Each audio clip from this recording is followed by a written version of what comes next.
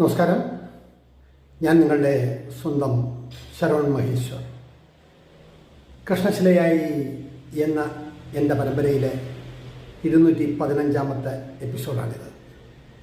ഇന്ന് ഞാൻ നിങ്ങളോട് പറയുന്നത് പ്രശസ്ത ഗായകനും സംഗീത സംവിധായകനും പത്മശ്രീ അവാർഡ് ജേതാവും ഒക്കെയായ ശ്രീ KP ഉദയഭാനുവിനെ കുറിച്ചിട്ടാണ്. ടാഗോർ തിയേറ്ററിൽ വെച്ചിട്ടാണ് അദ്ദേഹവുമായി വളരെ നേരം ഞാൻ സംസാരിക്കുന്നത്. തലയിലൊരു തൊപ്പിയും നീണ്ട ജുബയും പാൻസും അണിഞ്ഞ് ടാഗോർ തിയേറ്ററിലെ അവാർഡ് നൈറ്റിൻ്റെ ചിത്രങ്ങൾ കണ്ട് മടങ്ങുന്ന അവസരത്തിലാണ് ഞാൻ അദ്ദേഹവുമായി ഒരുപാട് നേരം സംസാരിക്കുന്നത്. എൻ്റെ ഊഹം ശരിയാണെങ്കിൽ ഞാൻ അഭിനയിച്ച ഒരു ഡോക്യുമെൻ്ററി ചിത്രവും സംസ്ഥാന ചലച്ചിത്ര അവാർഡിന് സബ്മിറ്റ് ചെയ്തിട്ടുണ്ടായിരുന്നു. ആ കമ്മിറ്റിയിൽ ഇദ്ദേഹവും അംഗമാണെന്ന് തോന്നുന്നു. എതിർച്ച അതിൻ്റെ സ്ക്രീനിങ് എല്ലാം കഴിഞ്ഞ് മടങ്ങുന്ന അവസരത്തിൽ ഉച്ചയോടടുപ്പിച്ച് അദ്ദേഹം അവിടെ നിന്ന് ഇറങ്ങി വരുമ്പോൾ ഞാൻ ടാഗോർ തിയേറ്ററിലോട്ട് കയറി പോവുകയാണ്. അവിടുത്തെ പോസ്റ്ററുകളും ഒരു ദിവസത്തെ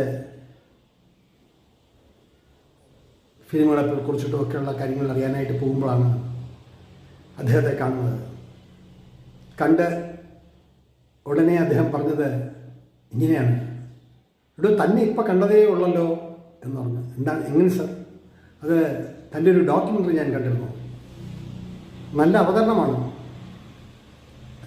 ഒരു വലിയ കാര്യം, ശ്രീധരത്തിനെതിരായിട്ടുള്ള ഒരു വലിയ കാര്യം 10 മിനിറ്റുകളിൽ പറഞ്ഞു തീർത്തുമല്ലോ. പക്ഷെ അതിൽ ഞാൻ ചിരിച്ചതും അതിൽ ഓർമ്മയിൽ തെളിയുന്നതുമായിട്ടുള്ള ഒരു രംഗം, നിങ്ങളതിലൊരു സിഗരറ്റ് കത്തിച്ച് വലിക്കുന്നൊരു രംഗമുണ്ടല്ലോ, അത് കണ്ടപ്പോൾ തന്നെ തോന്നി ഇതുവരെ നിങ്ങൾ സ്മോക്ക് ചെയ്തിട്ടില്ല എന്നുള്ളത്.